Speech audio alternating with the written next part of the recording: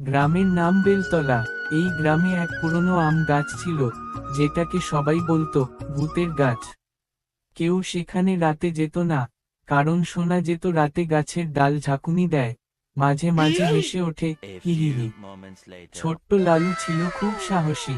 তার দাদি বলতো, ওই গাছে শাকচুন্নি থাকে রে, রাতের খাবার চাই ওর, নইলে ডাল নাড়ে। লালু একদিন সিদ্ধান্ত নিল, সে শাকচুন্নিকে ধরবেই। একদিন রাত 12টার সময় লালু একটা পাপড়ে ভাত, গরম আম, ডাল আর চাটনি নিয়ে গেল আমগাছের নিচে। গাছে ফিসফিস আওয়াজ, ভাত দিলি? আহারে, কতদিন পরে গরম ডাল খেলাম রে। লালু চমকে উঠে বলল, কে কথা বলল? গাছের ডাল নামলো নিচে, আর বেরিয়ে এলো এক মজার শাকচুন্নি, যার নাম গিন্নি শাকচুন্নি। সে দেখতে খুব হাস্যকর, নাক লম্বা, চোখ গোল, আর শাড়ি পরা, কিন্তু মুখে হাসি। গিন্নি শাকচুন্নি আসলে কাউকে ভয় পায় না, বরং খেতে ভালোবাসে। সে বলল, আমি আসলে ভয়ঙ্কর না, আমি ক্ষুধার্ত শাকচুন্নি।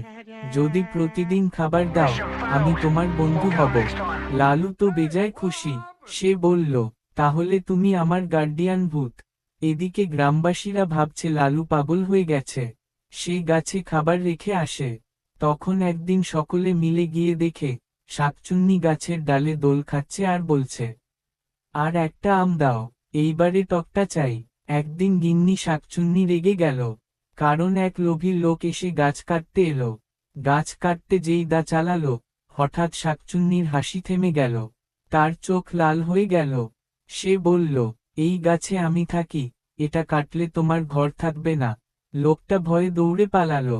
এরপর গিন্নি বলল, আমি যতদিন এই গাছে আছি, এই গাছ কারো ক্ষতি করবে না। লালু প্রতিদিন এক বাটি ভাত আর ডাল নিয়ে গাছে দেয়। শাকচুন্নি তখন গান গায়, গল্প বলে, এমনকি আমগাছ থেকে পাকা আম ফেলেও দেয় শিশুদের জন্য। গ্রামের লোকেরা বলল, এই শাকচুন্নি তো দারুণ, ওকে তো রাখতে হবে। আজ আমি ভূতের সঙ্গে খেতে বসব। তুমি সত্যিই ভয়ঙ্কর না, তুমি তো মজার ভূত। ভাত ডাল না পেলে আমি কান্না করি রে।